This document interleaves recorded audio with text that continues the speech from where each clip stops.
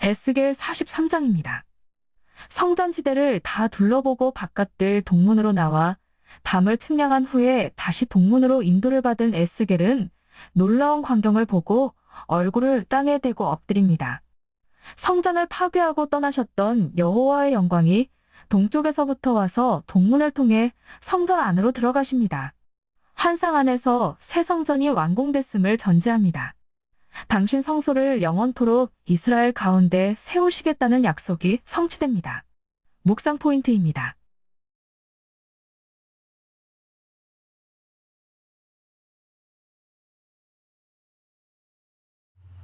1절로 12절입니다. 동문을 통해 성전지대 밖으로 나간 에스겔은 동쪽으로부터 와서 바깥 동문을 통하여 성전으로 들어가시는 여호와의 영광을 봅니다. 예루살렘 성전과 성을 심판하시고 성전 동문을 통해 성읍 동쪽 산으로 떠나셨던 여호와의 영광이 예루살렘 성전을 떠날 때 밟으셨던 길을 그대로 되밟으며 돌아오십니다. 여호와의 영광이 많은 물소리처럼 성전으로 들어오고 땅은 그 영광으로 말미암아 빛났습니다. 그발 강가에서 압도적인 여호와의 영광을 보고 얼굴을 땅에 대고 쓰러졌던 에스겔은 얼굴을 땅에 대고 쓰러집니다. 세 개의 대환상이 유기적으로 연결됩니다. 여호와의 영광이 동쪽으로 난 문을 지나 성전으로 들어가신 후에 한 영, 로하가 에스겔을 들어올려 안뜰로 데려가고 에스겔은 성전이 여호와의 영광으로 가득 찬 것을 봅니다. 이스라엘의 부패와 불의가 초래했던 심판과 저주의 시대가 끝나고 전에 경험해보지 못했던 구원과 축복의 시대가 시작됩니다. 새 성전의 지성소로 들어가신 여호와께서 에스겔에게 성소의 정결과 관련된 가르침을 주십니다. 제의적 정결이 요청되는 이유는 성전이 내 보좌의 처소, 내 발을 두는 처소, 내가 이스라엘 족속 가운데 영원히 있을 곳이기 때문입니다. 솔로몬의 성전에서는 지성소에 있는 두 그룹의 편날개가 보좌를, 그 아래 놓인 언약궤가 발판을 상징했습니다. 성전이 여호와의 보좌와 발판이 되면서 지성소의 거룩함이 성전 전체로 확대됩니다. 성전의 여호와께서 거하시기에 부정하게 하는 모든 것을 멀리해야 합니다. 그분의 거룩한 이름이 정결하게 지켜져야 합니다. 예루살렘 성전은 다윗 왕조가 건축한 왕궁의 부속 건물이었습니다. 그들이 자기들의 문지방을 내 문지방 옆에 두고 자기들의 문설주를 내 문설주 옆에 두어 나와 자기들 사이에 담 하나만 두었다. 8절 상반절이죠. 태생적으로 예루살렘 성전은 왕의 정치적, 세속적 결정과 영향에서 벗어날 수 없었습니다. 또 왕들의 묘지가 왕궁 부속지 다윗성에 마련됐기에 성전의 거룩함이 부정을 타기 쉬웠습니다. 왕궁의 음행과 가증한 일이 여호와의 거룩한 이름을 더럽혔기에 성전의 주인이신 여호와께서 진노하여 그들을 멸망시켜 버리셨습니다. 8절 하반절이죠. 내가 그들 가운데 영원히 살리라. 여호와의 약속이 지켜지기 위해서 이스라엘은 그 음란과 그 왕들의 시체를 새 성전에서 멀리 치워버려야 합니다. 여호와의 이름을 더럽힐 수 있는 것은 왕궁뿐만 아니라 제의적으로 윤리적으로 가증한 것까지 모두 멀리해야 합니다. 두 가지 목적에서 에스겔은 성전의 구조와 배치와 나가는 곳과 들어오는 곳, 그리고 그 모든 규례와 그 모든 구조와 그 모든 율법을 이스라엘 족속에게 가르쳐야 합니다. 먼저는 회고적으로 이스라엘이 성전을 더럽힌 자신들의 죄악을 부끄럽게 여기도록 하기 위함입니다. 다음은 미래적으로 성전의 거룩함을 훼손하지 않고 지키기 위해서입니다. 이스라엘은 여호와께서 새 성전에 영원히 거하실 수 있도록 에스겔이 전해주는 성전법을 지켜야 합니다. 현재 문맥에서 성전법은 43장 13절로 46장 24절까지 포함합니다. 13절로 17절입니다. 제단의 형태가 구체적으로 기술됩니다. 새 성전의 제단은 솔로몬 성전의 제단과 달리 3층으로 된 제단이었습니다. 제단의 아랫부분에서 윗부분으로 옮겨가면서 기술합니다. 제단 둘레에는 사방으로 도랑이 있었는데 깊이와 너비가 각각 한 안마였고 도랑의 가장자리에는 돌아가면서 턱이 있었는데 너비가 한 뼘 반 안마였습니다. 도랑과 그 턱은 제물의 피가 안뜰로 흐르지 않게 막아주는 역할을 합니다. 땅바닥에 있는 도량을 기준으로 제단 아래층의 높이는 2안마였고 길이와 너비는 각각 16안마였습니다. 중간층은 높이가 4안마, 길이와 너비가 각각 14안마였습니다. 위층은 번제단의 화덕으로 높이가 4안마, 길이와 너비가 각각 12안마였고 그 모서리에 뿔이 4개 솟아 있었습니다. 위로 올라갈수록 2안마씩 크기가 짧아지면서 아래층과 중간층에 사방으로 폭이 한 안마인 빈자리가 있었습니다. 번제단의 전체 높이는 도량을 기준으로 10안마 대략 5m 정도고요. 지표면을 기준으로 9안마 대략 4.5m 정도고요. 올라가는 계단이 제단 동편에 있었습니다. 계단이 동편에 나 있었기에 제사장은 성소에 계신 여호와를 바라보며 번제를 드릴 수 있게 됩니다. 8장 16절에서 에스겔은 여호와의 성전문 곧 현관과 제단 사이에서 25명이 여호와의 성전을 등지고 낯을 동쪽으로 향하여 태양에게 절하는 것을 보았습니다. 번제단의 구조를 통해 여호와께 등을 보이고 제사를 드리는 일이 처음부터 불가능해지는 것이죠. 18절로 27절입니다.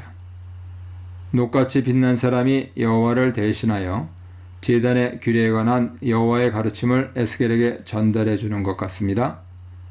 제단 봉헌은 첫째 날의 제사와 그 다음 날부터 이래 동안 계속되는 제사로 나뉩니다.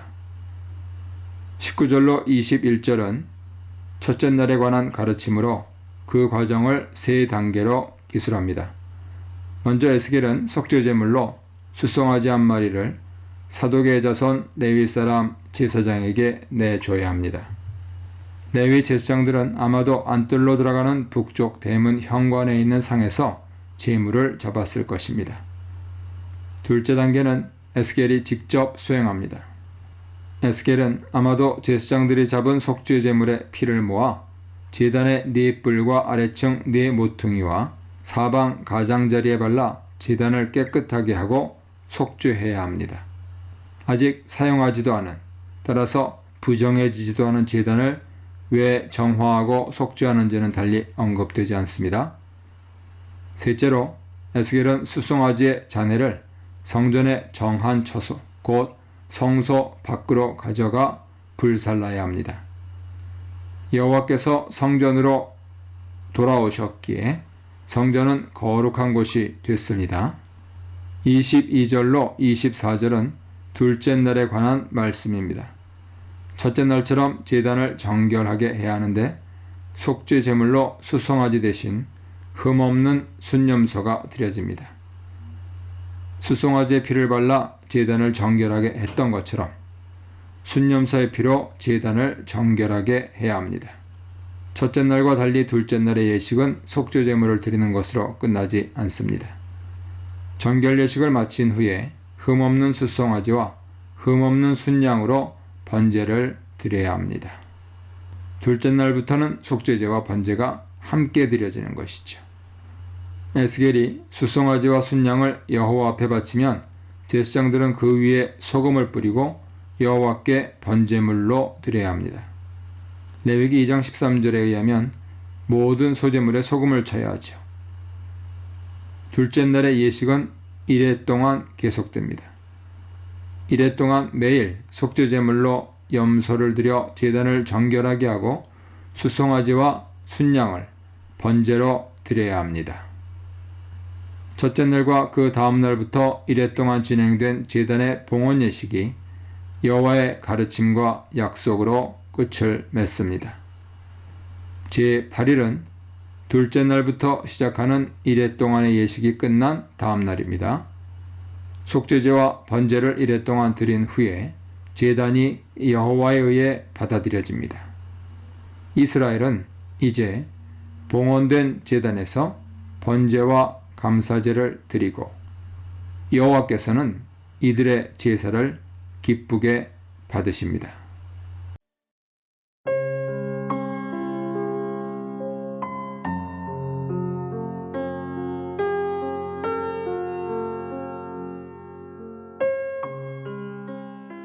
(43장) 하나님의 영광이 나타나다.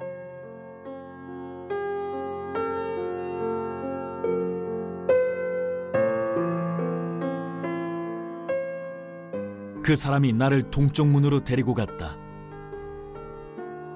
오, 이스라엘 하나님의 찬란한 영광이 큰 물소리와 함께 동쪽에서 밀려들었고 그 찬란한 영광의 광채에 땅이 환히 빛났다.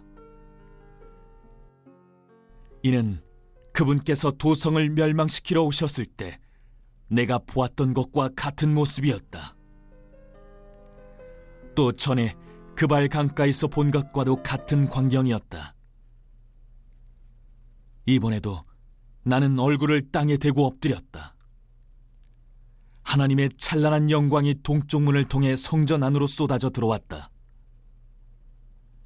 그 영이 나를 일으켜 세우고 나를 안뜰로 데리고 갔는데 내가 보니 성전에 하나님의 찬란한 영광이 가득했다.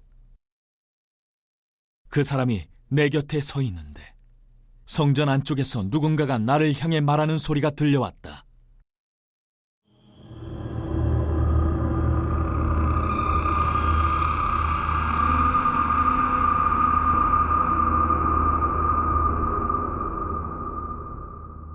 사람의 아들아, 이곳은 내 보좌가 있는 곳, 내 발을 놓는 곳이다. 내가 이스라엘 백성과 영원히 살 곳이다.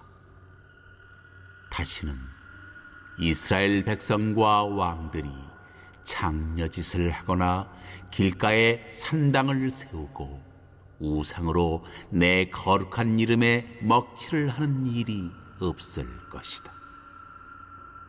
그들은 나를 예배하는 처소 바로 옆에서 얇은 담 하나를 사이에 둔 채 우상 숭배 산당들을 세우고 더러운 의식으로 내 거룩한 이름을 진창에 쳐박았다. 그러니 내가 어찌 진노 가운데 그들을 멸하지 않을 수 있었겠느냐. 이제 장려짓을 그치고 그들의 왕들이 들여온 악취나는 우상들을 모두 없애게 하여라. 그러면 내가 그들이 사는 곳으로 옮겨가서 영원히 그들과 함께할 것이다. 사람의 아들아, 이스라엘 백성에게 이 성전에 관한 모든 것을 말해 주어라. 그들은 지금껏 살아온 방종한 삶에 대해 스스로 경악하게 될 것이다. 이스라엘 백성이 이 성전 배치도를 면밀히 살펴보게 하여라.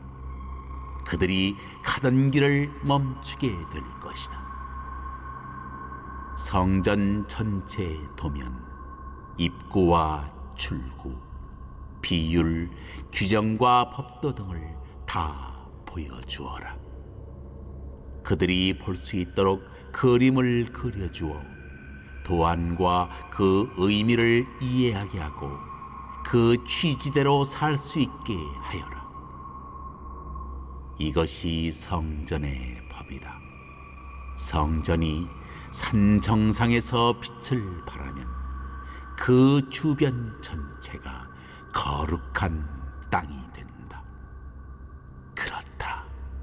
이것이 성전의 법, 곧 성전의 의미다.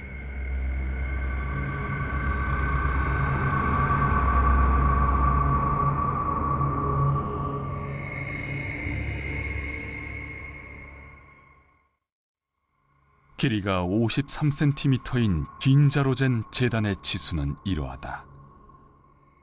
밑받침 물바지는 길이가 53cm, 너비가 53cm이며 테두리에는 10.6cm의 턱이 있다.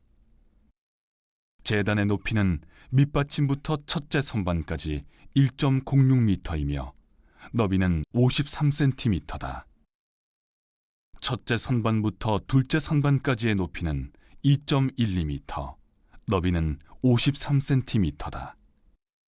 그 위에는 2.12m 높이의 제단 화덕이 있다. 화덕 위로 솟은 4개의 뿔은 높이가 53cm다. 제단 맨 위에 있는 화로는 가로와 세로가 각각 6.36m인 정사각형이다.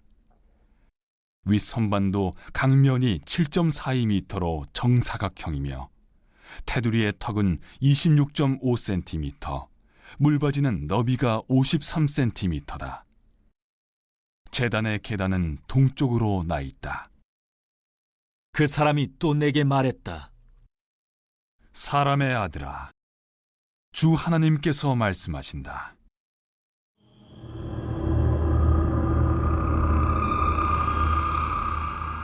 제단에서 행할 규례, 번제물을 바치고 그 위에 피를 뿌리는 규례는 이러하다.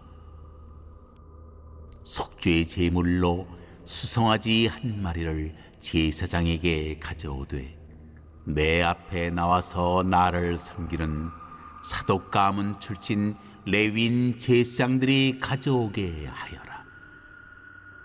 소의 피를 가져다가 제단 맨 윗선반 4기퉁이에 솟아있는 4뿔과 테두리 턱에 발라라. 이것은 제단을 정결하게 하고 거기서 희생 제물을 드릴 수 있게 하려는 것이다. 그런 다음 속죄 제물로 바친 수송아지를 가져다가 성소 바깥마당 지정된 장소에서 불태워라. 이튿날에는 흠없는 순념소 한 마리를 속죄 제물로 바쳐라. 수송아지를 바칠 때와 똑같은 방법으로 제단을 정결하게 하여라. 정결 의식을 마치면 흠없는 수송아지 한 마리와 양떼 가운데서 흠없는 순양 한 마리를 골라 바쳐라. 그것들을 하나님 앞에 바칠 때는 그 위에 소금을 뿌려 하나님께 번제물로 바쳐야 한다. 7일 동안 매일 염소 한 마리를 속죄 제물로 마련하고 수송아지 한 마리와 양떼 가운데서 흠없는 순양 한 마리를 마련해 놓아라. 7일 동안 제사장들은 제단을 정결하게 하면서 준비해야 한다. 이것이 제단을 봉헌하는 방식이다. 7일에 걸쳐 봉헌을 마치면 8일째 되는 날부터는 제사장들이 너희의 번제물과 화목 제물을 바칠 것이다. 그러면 내가 너희를 즐거이 기쁘게 받아들일 것이다. 주 하나님의 보고다.